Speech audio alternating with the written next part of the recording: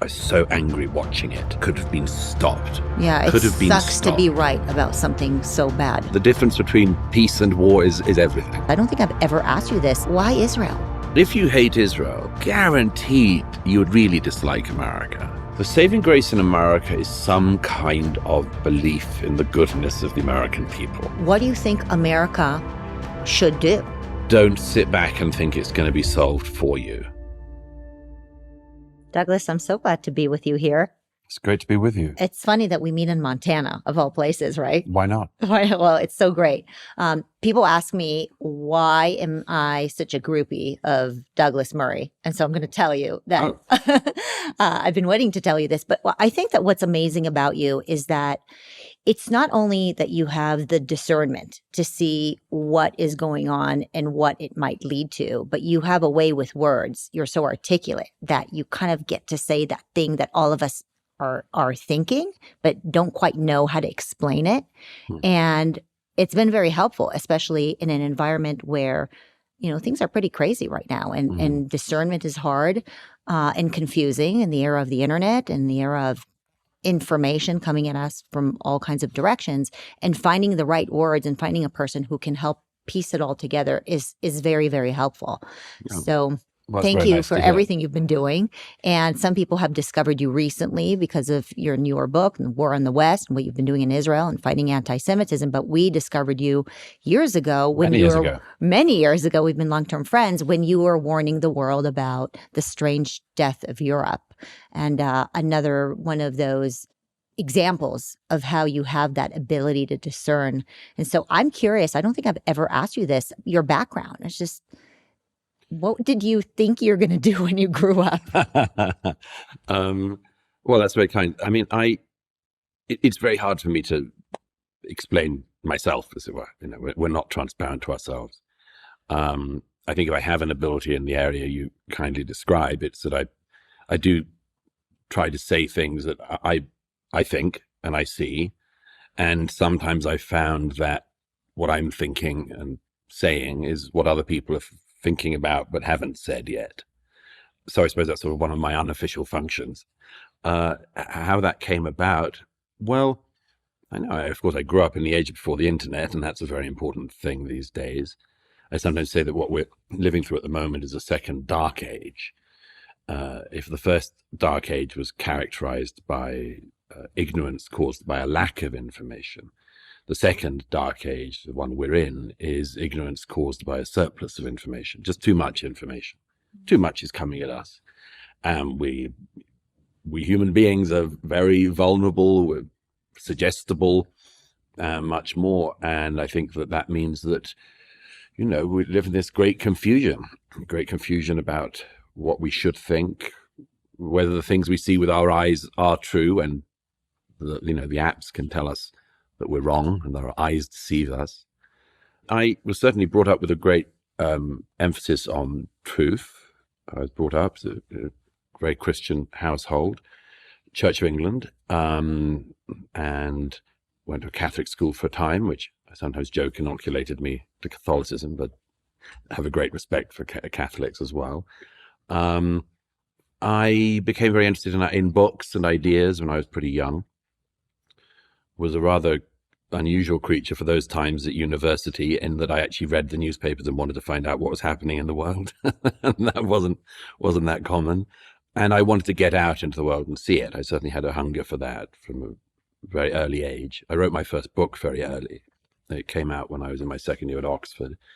And that was in 2000, so rather alarmingly a quarter of a century ago now. And yes, I suppose I knew I wanted to be out in the world and seeing. I also grew up with a great love of culture, particularly of music, but also of literature and philosophy. And I've sometimes thought that I really, in regards to politics, because politics it's not my first love, you know. I mean, I was never one of those people who just adored the fight of politics. In fact, I never did like it. I always kept away from party politics.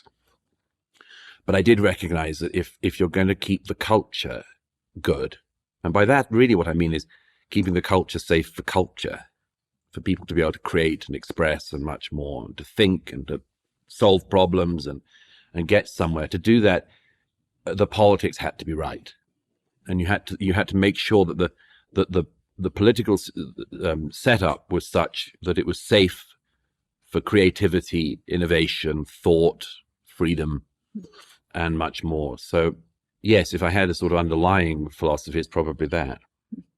It's interesting you say that, because you say that politics will impact culture, but also culture impacts politics, right? For sure. It totally goes back and forth. So what did you study in college? And then did you start traveling the world?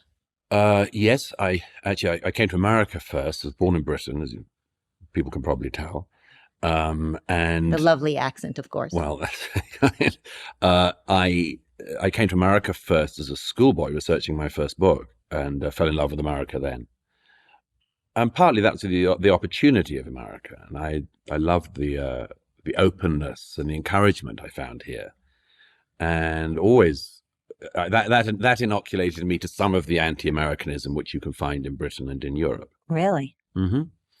And yes, so I studied somewhat at university, but really I was already off as a writer, and that was the crucial thing for me. I was out in the world as a writer, and then starting to work in journalism and becoming a reporter as well. It was very important for me to see things with my own eyes. That was something I knew very early on I had to do. I had a kind of, not just, if you have a critical frame of mind, I think some people assume that you only have the critical frame of mind going outwards. And that isn't true, certainly not true for me. The criticism also turns inwards. So I already had a contempt for people who wrote about things they didn't know about. But the flip side of that is I couldn't write about things I didn't know about. I couldn't write about a country that I hadn't been to. And by the way, be amazed how many people do write about countries they haven't been to and societies they don't understand or know. And so yes, I mean, and so it was a sort of an ambition, I suppose, just a necessity. I thought that I traveled, saw things as much as possible, and that's never left me, and I hope never will. Are there things that you have seen around the world that you feel have left an everlasting impact on you? Oh, for sure. There's so many things.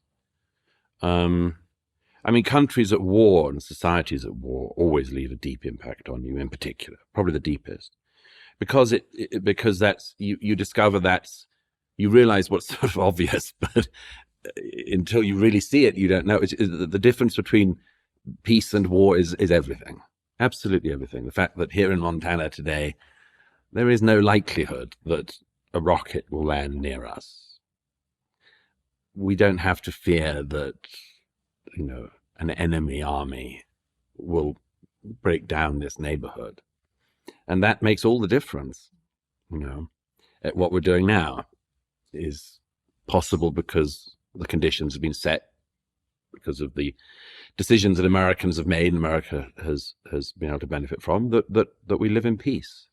But not all the world has had that advantage. And of course, everywhere you go where a society has fallen apart or is in the process of falling apart makes a huge impression. One of my first books was on the conflict in Northern Ireland, a book which did not sell very many copies, but which I was very proud of. And I grew up with that conflict and saw some of that. And that, I suppose, gave me a certain taste for recognizing this difference and what is it that makes a society fall apart, and how lucky we are not to live in such societies. But wherever you go where people are living in the realm of war, it always leaves an indelible impression.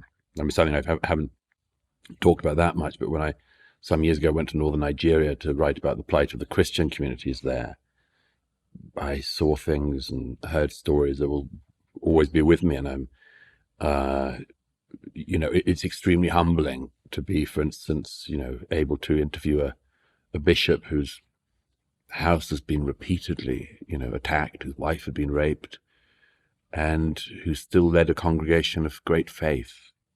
You never forget those things. I guess that's a part of how you develop discernment, right? You go and see in your own eyes what evil looks like or what war Oh, looks yes. like, right? So many people Yes. are sitting here in the United States judging or making very strong statements about war or peace, but they don't quite understand maybe what they're talking about because they haven't seen what human nature could do. Well, that's a sort of fundamental misunderstanding that does exist in most Western societies about peace, which is that we flatter ourselves with an idea that I've never really been able to believe, which is that people are essentially just good. And that is just such a misunderstanding. We can be good, but we are this strange thing, humans. We have this great capacity for goodness and a terrible capacity for evil.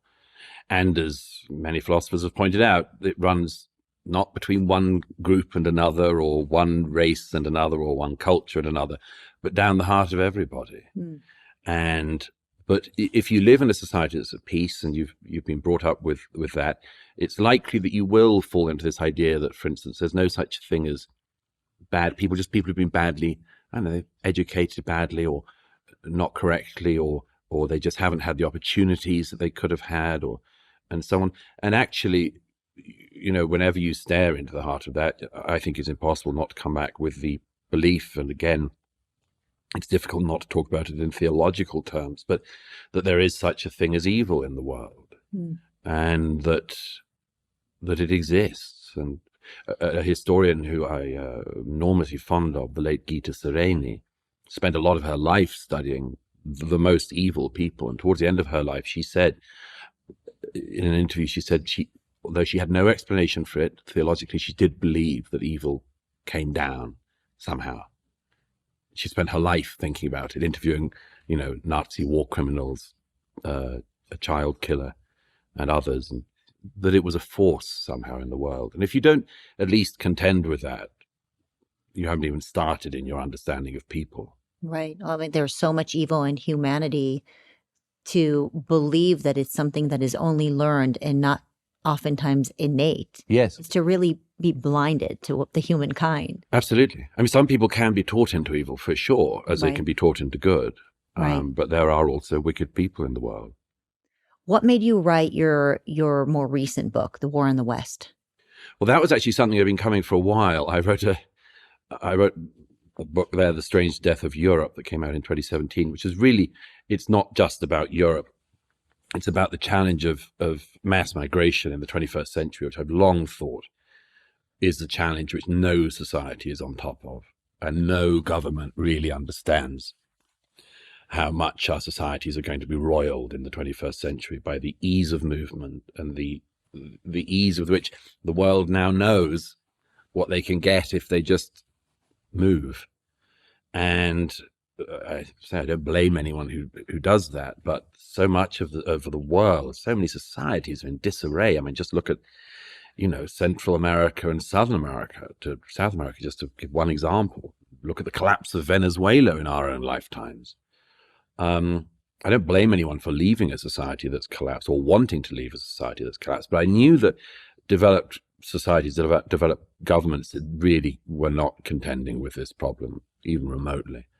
And I wrote that, and I was rather surprised because I thought it would completely destroy me, and I would not be allowed out into whatever remains of polite society ever again. Well, I would imagine that, because you sound like, what would they call you, a xenophobe or just cruel, not allowing refugees to come and get a better home or a better chance? Is that what they were? The book was quite significantly attacked, mainly by people who hadn't read it, which is something I'm used to. Yeah.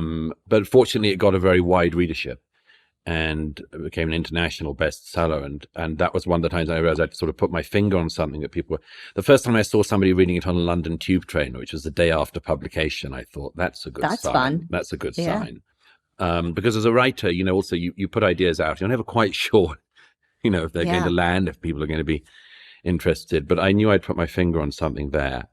I then wrote The Madness of Crowds about the crazy identity politics era we were going through. And I wrote that book partly because after finishing The Strange Death of Europe, I thought, wow, there are other great taboos in our society, why don't I find them all and jump all over them as well? Right? You're like, you already took a few arrows. You might as well take the rest of them. Somebody described a friend who was actually in the military in the UK said that he thought that my self-appointed task seemed to be to pogo jump across minefields.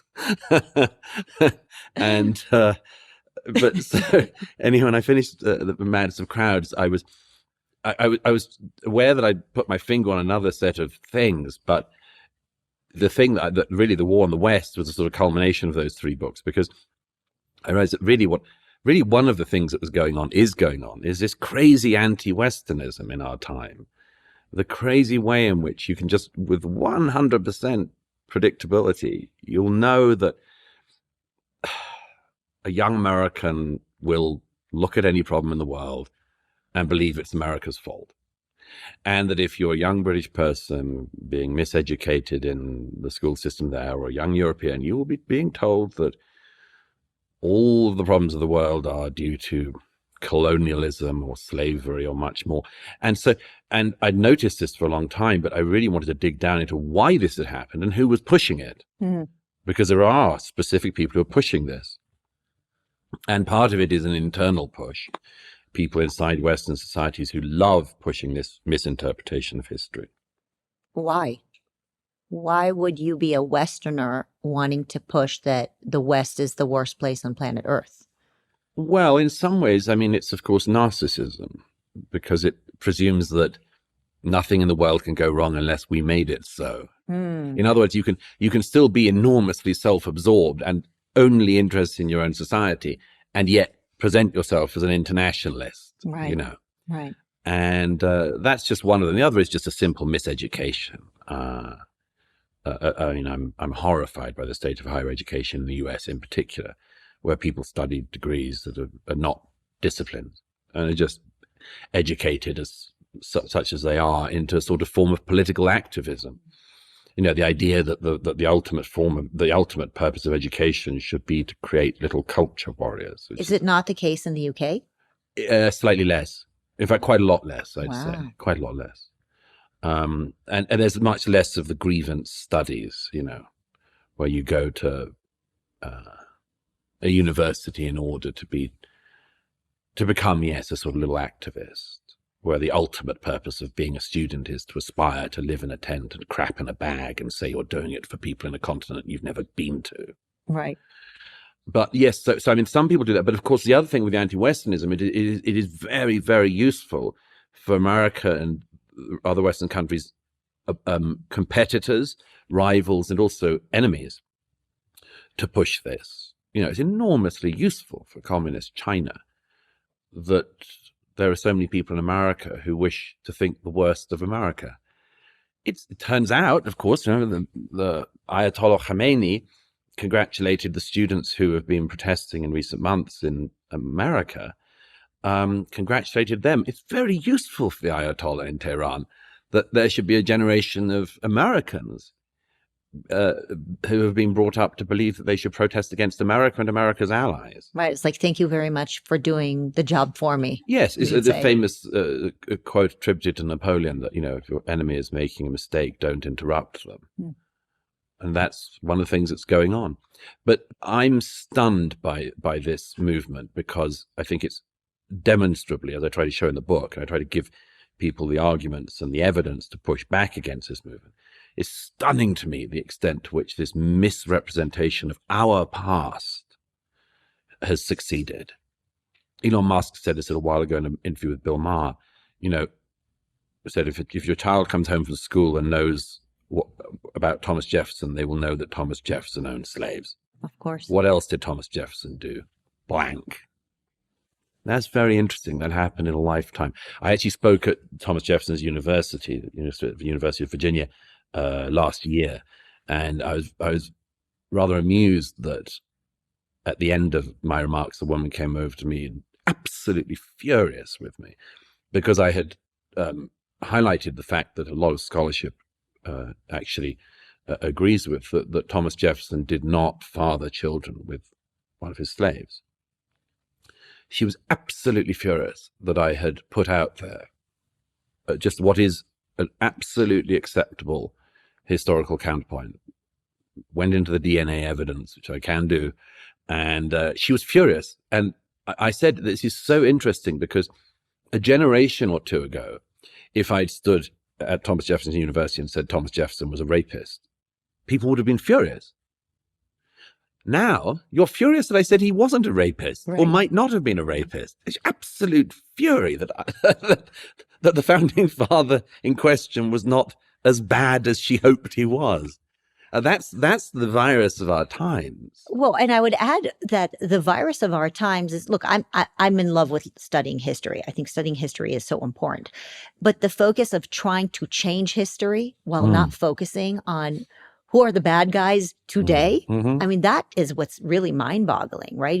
Oh, well, you mentioned this in your book, even China, right? We talk about China. So the U.S. is blamed for what is the opium, right? Like people are still talking about opium in China. Meanwhile, China is funneling fentanyl into the United States today. Yes, it's a fantastic way to, I mean, history is endlessly important to know about, but the present is also important to know about. And yes, there is an opioid war going on at the moment, mainly with synthetic opioids created in China, although now the Mexican cartels know how to make it themselves. I did a documentary earlier this year on the fentanyl crisis in the US. This is a massive, massive crisis. And one, by the way, which again, outside of America, most America and Canada, most Western societies do not have. You do not actually walk, there are many problems in Paris and London and elsewhere, but you do not walk down the streets of major cities and see open drug markets with people just dying on the streets like you can see in Philadelphia and other major American cities. So that should be something which people focus on. And I do think that part of the reason we don't solve some of the problems that are going on in our day, including massive problems like that, I do think one reason is that people can't put their finger on it, or think they shouldn't, or are distracted by this litigation of a long ago problem. So yes, it can be a distraction. Well, then people are also distracted by issues that are so fringe and non-issues, like these new causes of the transgender movement. Or I'm sure you watched the opening for the Olympic ceremony, which, by the way, speaking of Venn diagrams, is probably the only place where the Ayatollah and I agree, because he tweeted the hashtag was it I'm with Jesus Christ or something like that, and he was upset about the portrayal of the Last Supper. portrayal of the Last Supper, and apologized for Christians, or stood up for Christians, which is pretty surprising given that it's the Ayatollah and all Christians are infidels in his mind. But with that said, it is mind-boggling how obsessed the West has been with this particular issue. That's because I think the West is also in an age of polytheism. I had a great friend who died a few years ago called Deepak Lal, who was a great Indian-born economist and taught at UCLA. And I remember Deepak said to me years ago, "Oh, Douglas, people thought the age of faith in the West would be followed by an age of atheism. It isn't. It's an age of polytheism. You have your gods, I have mine." And of course, the real polytheism of our time is sort of predictable. And now it has landed on this idea that, the bearded, balls out drag queen is the sort of ultimate Gaia-like figure. I mean, you there's that statue on Wall Street that does the same thing. But all of this, again, talking about history, all of this has happened before. The worship of cult figures, the worship of weird gods, hermaphroditic gods. Very, very interesting, that. Do you remember that ad for, was it Apple, I think, a few years ago, where the whole board is sitting there, about a 3 or 4 minute video, the whole board is sitting there, and they're visited by this large black woman who turns out to be Mother Earth or Gaia, and she tells them that she's displeased with them and so on. This is something that, if we had the technology, our ancestors did in the, the legend of the Green Man in the first millennia, after Christ, and other weird cult gods. It's astonishing to see this happen in the age of social media. But yes, I mean, the Olympic opening ceremony tableau was, I mean, I'm just profoundly bored by all that stuff because, as I've said a number of times, I just will not go at that speed. And I'm not interested in going at the intellectual speed of people who can't tell the difference between a man and a woman. It's like, I'm not interested in going at the speed of people who don't believe in gravity, not interested in going at the speed of people who come up with these weird conspiracy theories and much more. I'm just not interested in going at that speed. It's going at the speed of the slowest kids in the class. And I'm bored by them. I want them out of the way. I want to spend no more of my life thinking about them. If you want to worship the great bearded drag queen, giver of life, weird green god, like, okay, you to your gods, me to mine. Well, we're supposed to be able to do that. We're supposed to be, okay, well, these people are freaks. Let them do their thing. Goodbye. But except it's always shoved down our throats. Exactly. Everywhere we go, we try to start a new thing and they just, show up, whether it's through DEI initiatives or calling us all kinds of names if you don't bring them in. And, I don't know if you know this about me, but I'm an educator. And so I used to run a school. And so you talk about really catering to the lowest denominator of the class. That is always a bad thing because everybody loses. The kids in the middle and the kids at the top always lose if you're constantly focusing on the lowest common denominator. And that is what much of American schools have done. They have lowered the standards in classrooms in order for everybody to feel good and for the teacher, by the way, to feel good too. Yes. Right? Imagine if you were running a company and you get to just lower the standards in order for you to meet these standards, right? That is what we have done here. And our society has been doing the same thing. We've lowered all standards in order to really cater to the freaks. Well, I think as Mike Pompeo said a couple of years ago, the most dangerous person in America is Randy Weingarten. Yes. I think it's absolutely true. Yes. And Becky Pringle. I say this as a great lover of America, but the education system in this country is shocking. And it's not to do with money. It's not to do with a lack of resources. If in New York State, for instance, almost $30,000 is allocated per pupil per year for their education, that's a hell of a lot of money. Yeah, it's not money, it's monsters. It's the other end.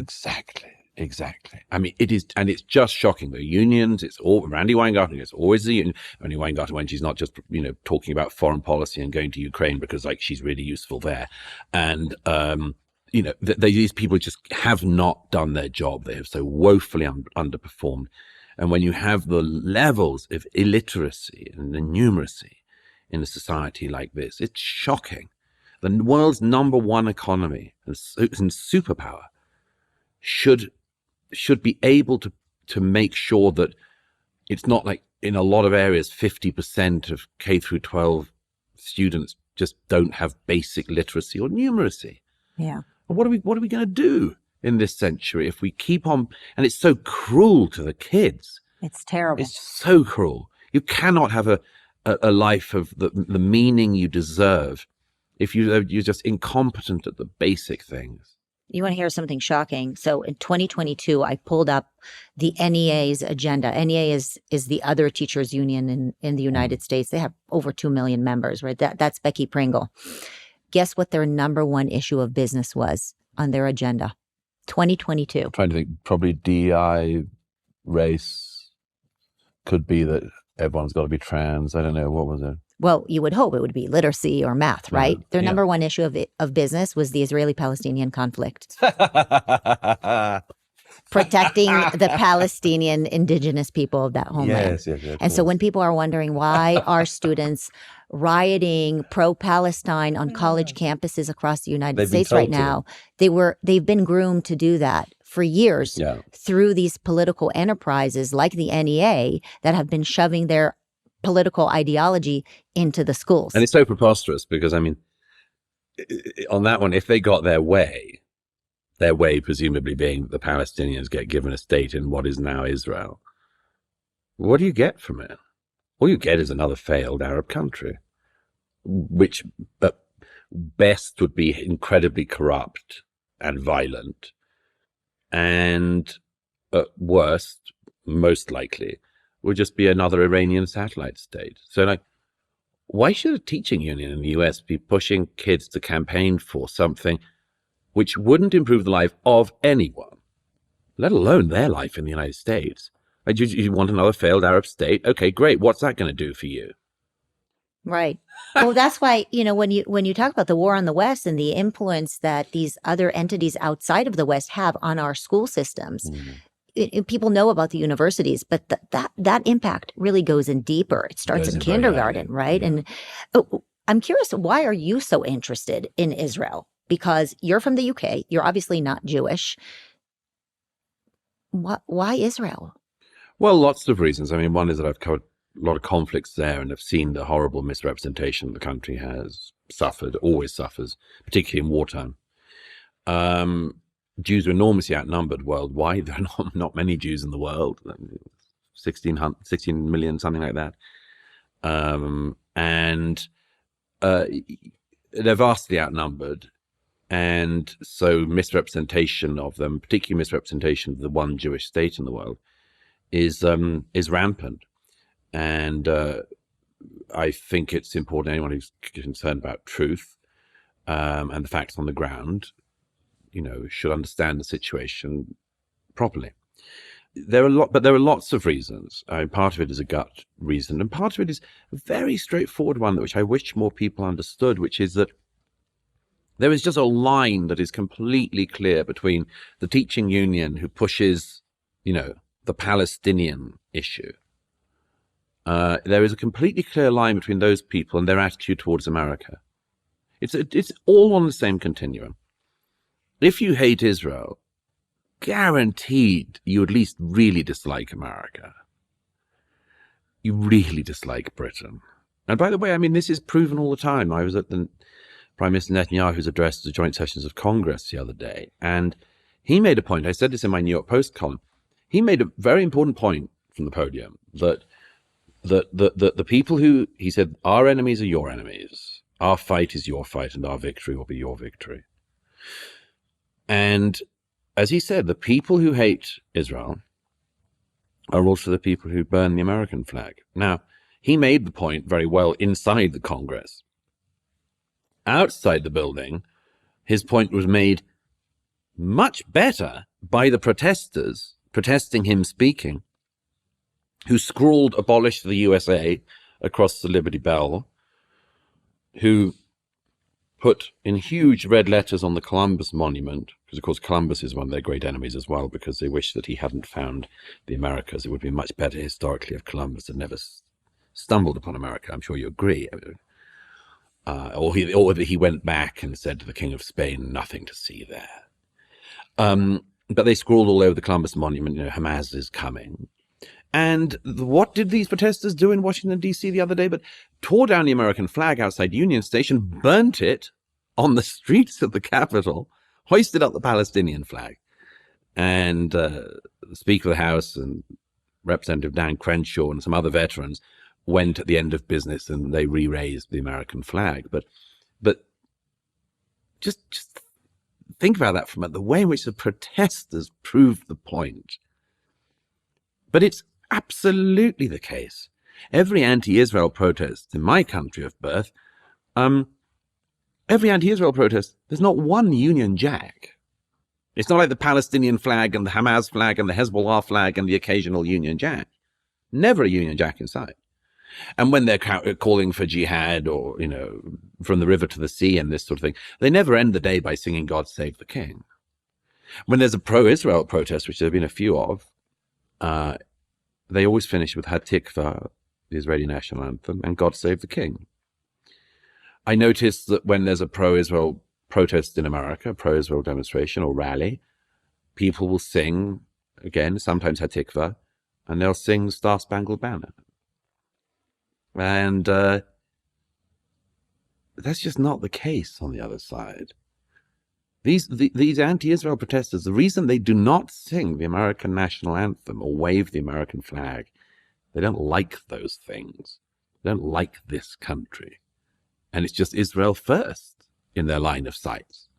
Of course, it's America as the main one, as your friend the Ayatollah.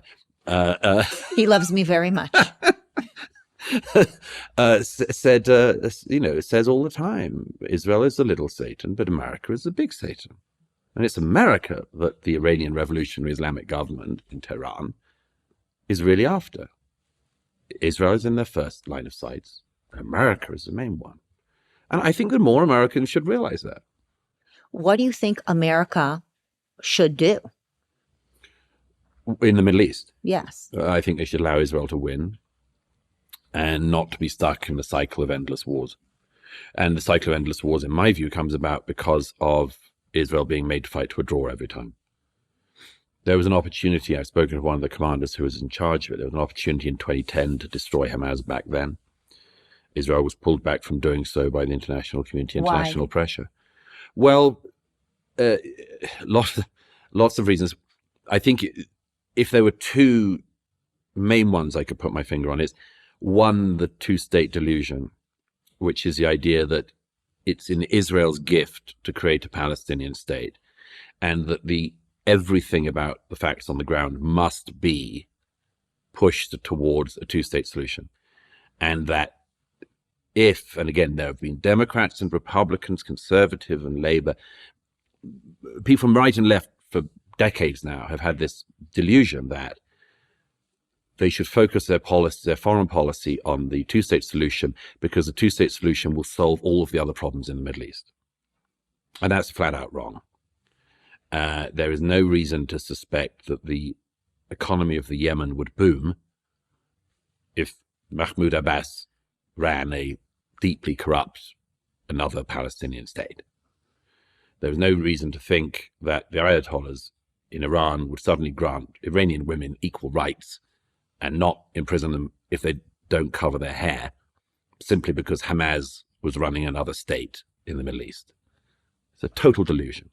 Now, there's a case for saying that the Palestinians should have autonomy in certain areas, and if they can have a peaceable state, which they don't bring up their children to try to annihilate the Jewish state, there's an argument for that.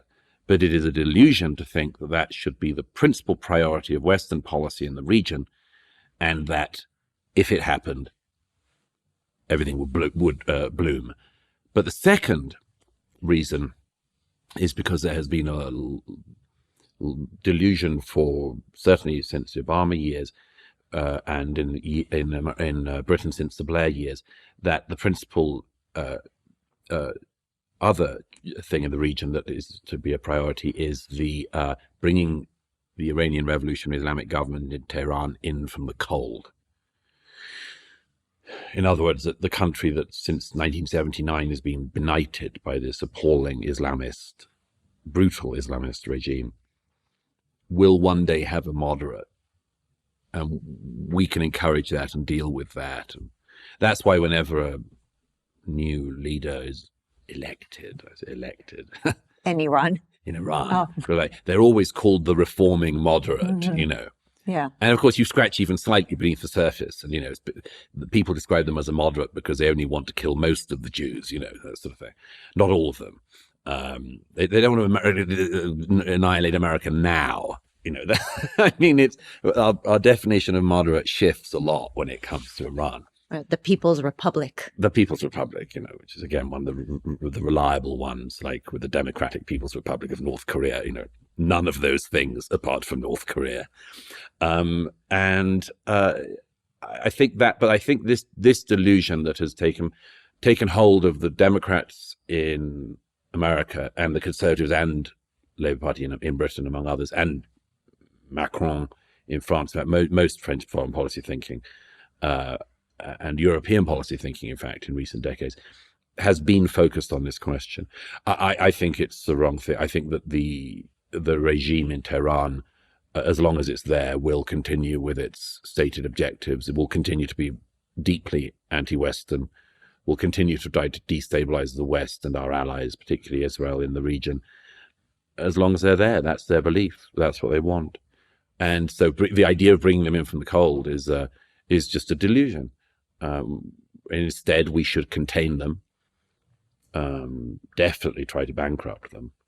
So much of the criticism against Bibi Netanyahu's speech, Prime Minister of Israel's speech in the United States, was that he had come to the U.S. to push us into World War III, to push us into a war that we should not be in, because this is what Israel would want. So you went to the speech. And I know you've been studying this issue for a while. What is your response to that? I mean, I suppose some people think that. I've seen some commenters say, I mean, it's nonsense. I mean, what he's trying to do is to rally an international coalition against the country that is destabilizing the Middle East, which is Iran, or the regime in Iran. You know, it is Iran that has been funding and arming Hamas. It is Iran that has been funding, arming, and training Hezbollah that has destabilized Lebanon. It is Iran that has been funding, arming, and training the Houthi in Yemen, which, you know, is attacking international shipping lanes, has shot at and hit British naval vessels, among others. Wherever you look in the Middle East, it's Iran that has been destabilizing everything. Now, it doesn't seem to me that Israel should have to keep open all the world's water lanes, among other tasks. But Israel is fighting a war very hot in some places, slightly cooler in others, on 7 fronts at the moment.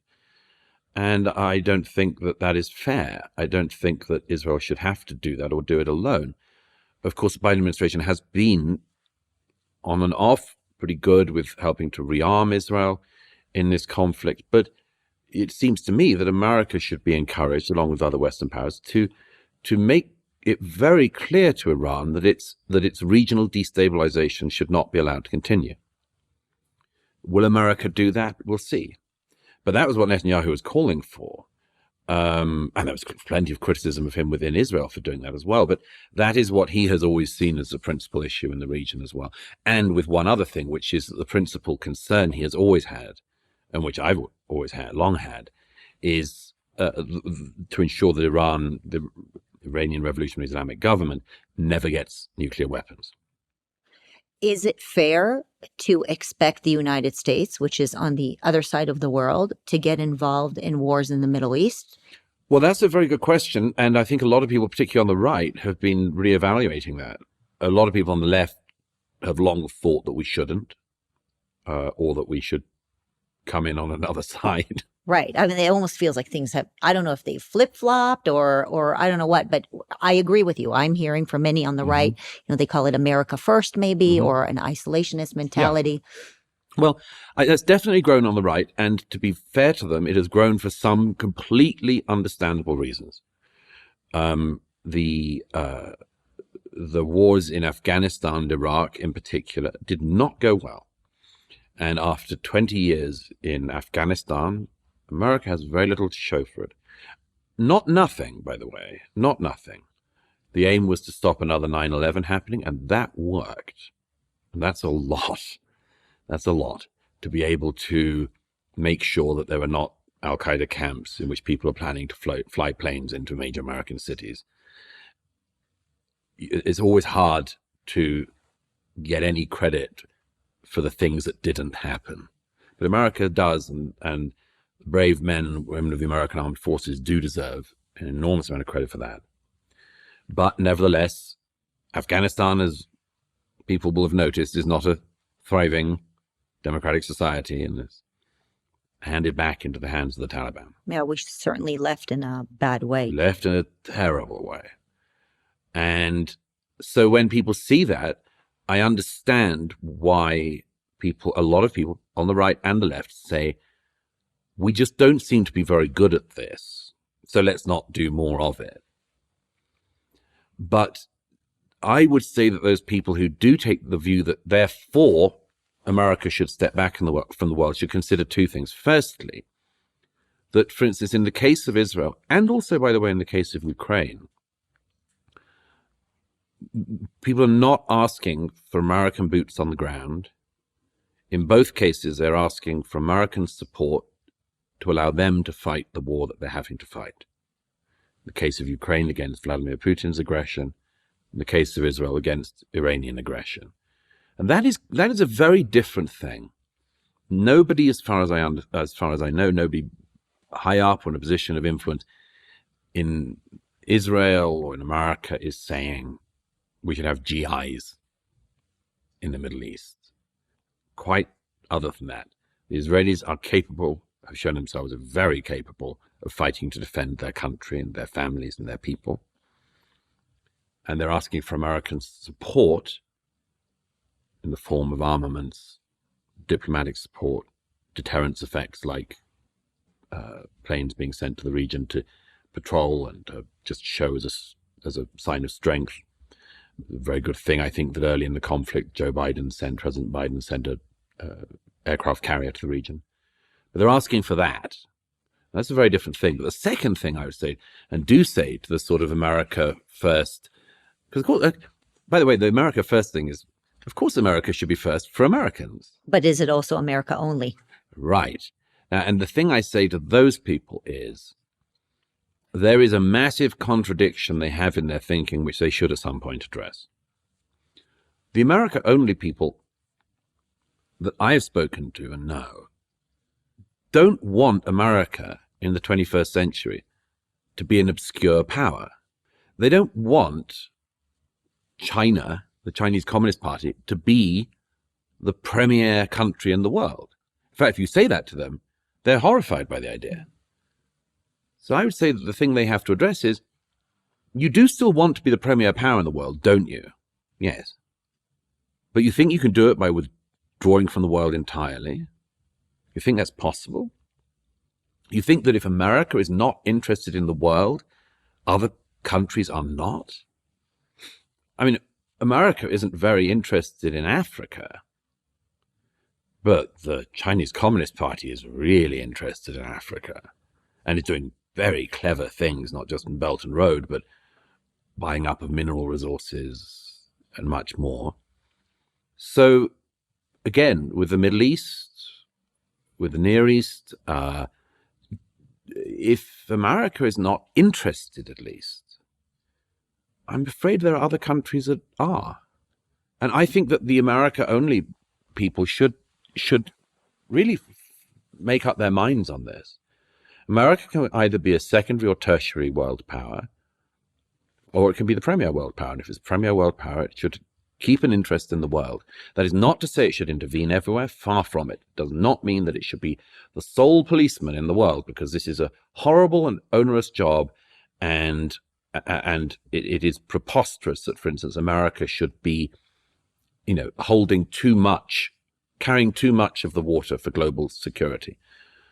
Of course, NATO allies need to step up, have to step up, and some have. But that needs American leadership in the world.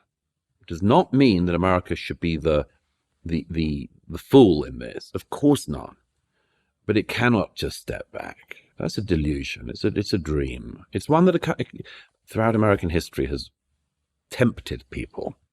Yeah. But it's a temptation like a lot of temptations that should be resisted. Can I share with you some of the criticism that people who are watching right now might have about what you said? The things I hear them say is that America is funding both sides of the war. There is a military-industrial complex that is profiting from World War, where they essentially encourage war. The U.S. encourages war, encourages a war in Israel so that Israel will then go and buy more armament. Just curious about what is your response to the criticism of this, I guess, military-industrial war complex? You do hear this. By the way, this used to be an argument made only on the political left.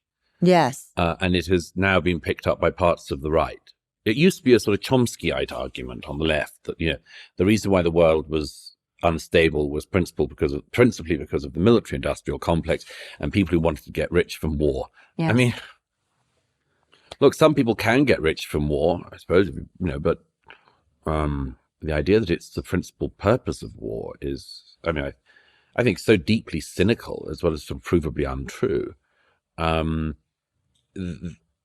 by the way, in our societies in America and elsewhere, there are places where we put respect. People often think there aren't areas of our societies where respect is given, but actually there are. Like, people respect nurses, people respect doctors, people used to respect medical health professionals have taken a bit of a hit, and so on. But it's not like our societies respect enormously arms companies. It's not one of the main. Arms production is a sad necessity, but every country has an arms industry of some kind, because private industry often gets outsourced by governments to produce basic things like shells and munitions. But the idea that anyone, let alone this sort of shadowy cabal, is engineering conflict for that purpose is not just something I think has never been proved. I just think it's a deeply cynical attitude towards things, and also just a very simplistic omni-explanation for a lot of complex realities.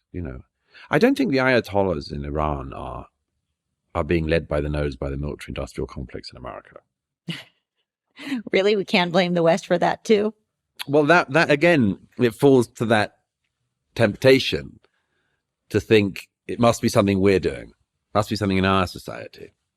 Yes, it's an amazing thing when you put it that way, because on the one hand, we think that so many elements of our government are so incompetent, right? Because like the bigger the government, the smaller the citizen. They're just, anything you give to them, they break, right? The simplest example is just shipping, like, UPS, which is private, versus government operated mail. Yeah. Terrible, right? And you can take larger examples, the education system, et cetera. And so on the one hand, they're so incompetent. On the other hand, they are so competent that they can create this entire narrative that will suck the entire world into different wars, and in order to enrich themselves. It's like, which one is it? Well, this is another I think, expression of what I describe as that second dark age problem, which is there's so much going on, so much information coming at us, that the unifying explanation is especially attractive. I think that's why our era has slipped into conspiracy theory on the right and the left. By the way, also I should say with conspiracy theory, one of the annoying things about this is that some conspiracies turn out to be true, or things are described as conspiracy theories that are happening. A lot of Western governments describe the idea that mass migration is occurring and is destabilizing our societies. They describe that as a conspiracy theory. No, that's just happening. Are there conspiracy theories that come from that? Oh, you bet. But they're in part exacerbated by governments pretending that what is happening in front of our eyes is not happening. But I do think that in this era of enormous complexity, and just, as I say, the main thing is just this stuff washing over us all the time. I think that looking for overarching explanations, trying to work out a figure in the haze is very attractive, because it's something you can hold on to.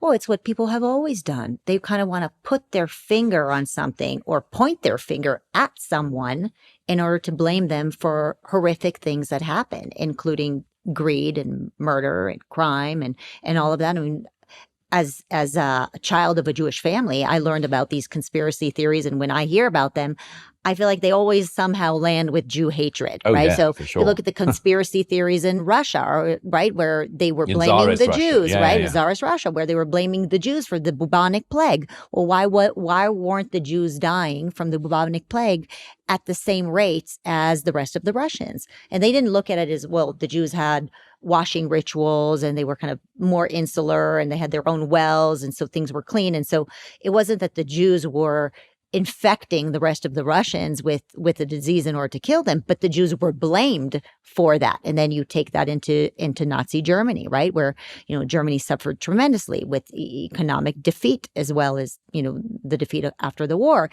Well, who did they blame? They blamed the Jews. They had to point their finger, and it started with conspiracy theories. There must be somebody behind this economic situation that everybody is suffering with. Yes. And so it is so hard for me to not have a visceral response to conspiracy theories, because conspiracy theories seem to always blame the Jews. Yes, yeah. Well, the Jews are pretty much perfect as a receiver of these conspiracies. I mean, it's sort of perfect because it's a distinctly small minority of the global population which tends to outperform wherever it is. Now, that's not always been the case, but it's very often been the case historically, and for reasons including some that you gave. I mean, Jewish participation in banking, for instance. So people, could see something sinister in that. But I mean, it was only for the same reasons that Scots, I can say this as half Scot, were very prominent in banking. And it was to do with trust between communities of trust. The Scots had a particular way of doing it, lending money in the knowledge that you would be able to get it back. Same thing within Jewish communities. It had much more to do with trust than any issue of conspiracy, And of course, lending laws in Europe in past centuries.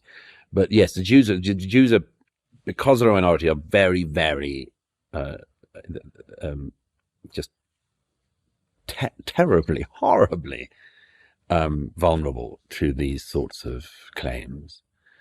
And, I believe it's a sort of, in part, also a psychological problem. The late Martin Amis said that he had once spoken to a psychiatrist who claimed he could predict with considerable certainty when one of his patients was about to turn anti-Semitic. Yeah, and it came somewhere after paranoia started to kick in. It makes total sense. I've seen it a few times myself. And I think that generally once you get into paranoid thinking, and again, I'm not dissing all paranoid thinking, because sometimes you're right when you're paranoid. But there is a level of it at which you start to want to find people to blame. And the Jews are just very available for that. But in general, that this is a sort of low resolution way to look at really complex problems. Do you think there is an inoculation against that kind of mind virus of? Yeah, I think there is to an extent, but you'll never be able to eradicate it. Sure. I mean, one of the ways I say that you've made it clear that you don't know anything about anti-Semitism is if you say that we must eradicate it. Not possible. Not possible. You can dampen it down. You can try to lead people away from it, but it's so just available as a mind virus. But there are lots of mind viruses going around at the moment, and I think, as I say, they happen on the right, they happen on the left, and they need to be countered. Is that uphill work? You bet. But it's not hopeless. Mm-hmm. One of your favorite quotes, which you haven't had a chance to say yet, but I absolutely love, is that America is getting fat and lazy and China is getting hungrier than ever. It probably got you into trouble, but it is true. And we have to think about that seriously. What are your thoughts about China right now if America continues to project this weakness? A lot of political economists, you might say it's inevitable because they're political economists, but we'll say there's one primary role of government, which is to make sure the economy does not go wrong. And I actually, although I think it's sort of to some extent exaggerated, it's not a complete exaggeration, because if the economy goes wrong, everything else goes wrong. And actually in recent years, particularly people coming up, the economy is not working for a lot of people in our countries. It's not impossible, but it is hard in an era of inflation to accumulate capital. It is hard in the post-2008 period of quantitative easing to be able to get enough of a deposit together to put down money for a home. It was never easy to live in major cities. It was never cheap, but it wasn't always this hard. And it's hard for young people at the moment. It's hard for some older people as well. But that thing of getting on property ladder, things like that, that is something that is so important for governments to be able to fix. I think that because governments, broadly speaking, have failed since 2008, and the economy is not working for so many people, and we have the cost of living crisis, and everyone knows your grocery bill is just like, how did that happen? Overwhelming. It's just unbelievable. And it's quite a hard thing to explain. I mean, people feel it, but it's quite technical, to explain what inflation actually does. But we all feel it. We all know it. And as long as that is going on, I think that some cynical politicians and others effectively say, let them eat identity politics. I mean, at times like that, if you can't do the things which really are necessary to give your life meaning and to give your life a drive and a purpose and the knowledge that things are going to be better for you next year than they are today, if you don't have that, maybe, you can be persuaded that no one will be free until, everyone who wants to have their dick cut off gets it cut off, which seems to me to be ridiculous. Right. It's just a distraction. It's a just an horrible absolute distraction. Am I allowed to say what I just said? Yes, you can okay. just say it's real talk, right? Okay. But I mean, to me, it's preposterous that we should sort of say, let's just make sure that no trans child isn't supported. What? What are you talking about? There was not even a phrase for trans child till about 10 years ago. Now you want to spend all your time obsessing about this and doubling down on this? I think it's because these things that are much, much more important are not being addressed by our government or by our economy. And I think that there are so many follow-on problems from that. I said in The Madness of Crowds, it's not obvious to me that a young person who cannot accrue capital will automatically become a capitalist. In fact, it's very likely they will be seduced by other ideas. Why in the post-2008 period did so many people start to say things like, was Marx right?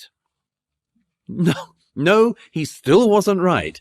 But it's almost as if, there's capitalism and then Marxism. And if capitalism isn't working, maybe we should look at Marxism again. Completely insane way of looking at things.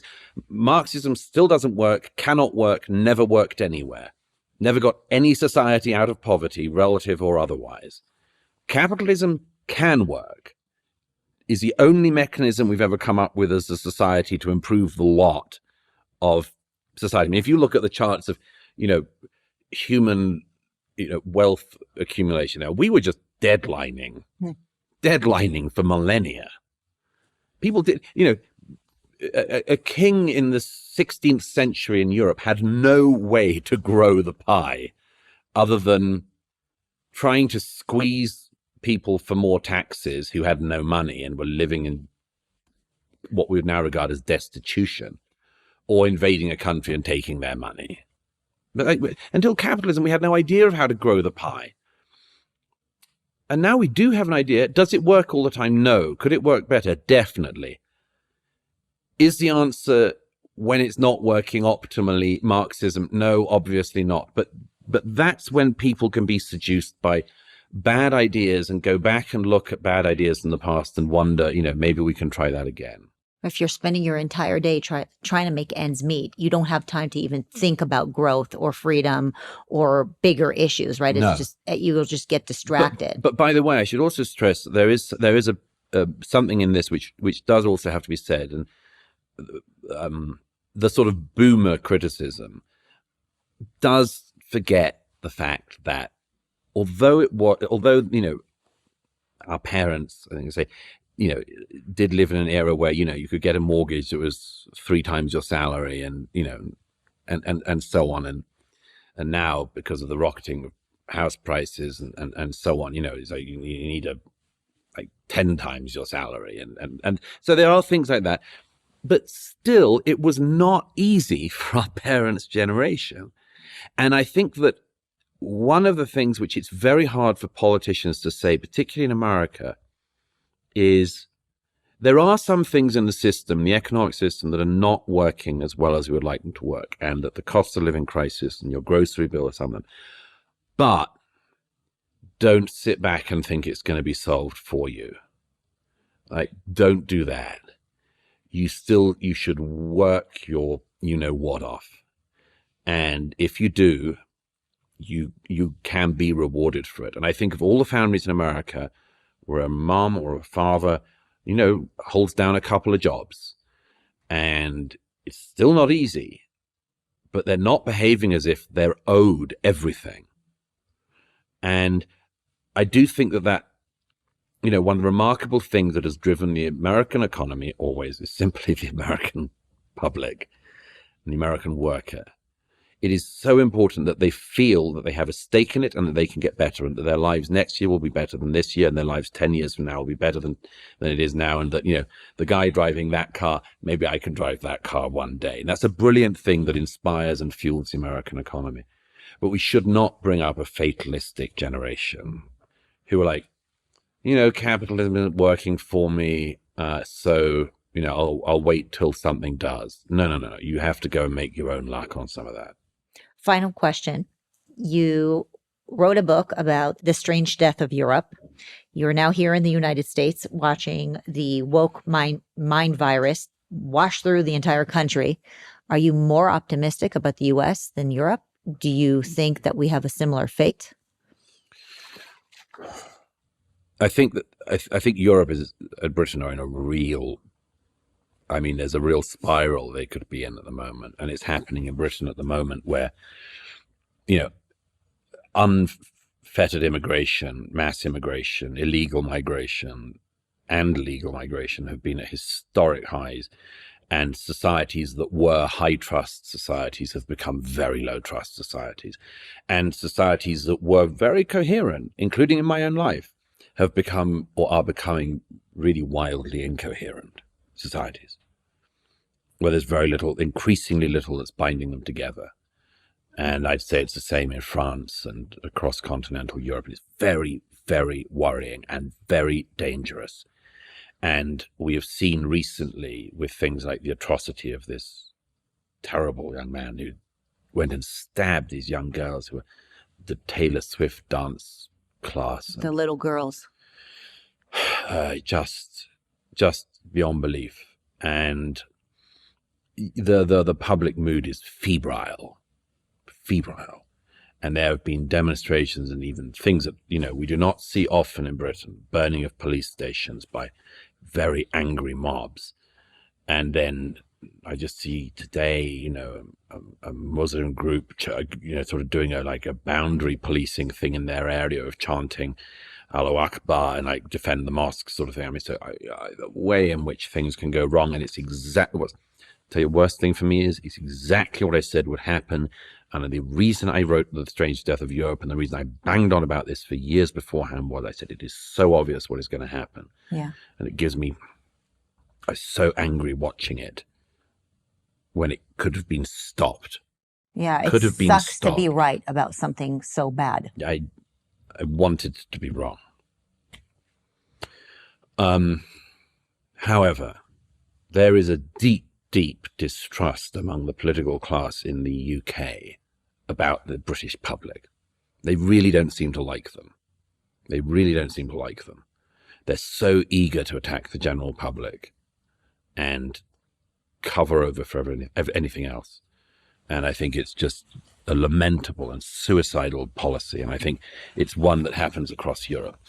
The saving grace in America, and I don't see that still can't be turned around. It could be with the right leadership. The saving grace in America is some kind of belief in the goodness of the American people. And that's taken a beating.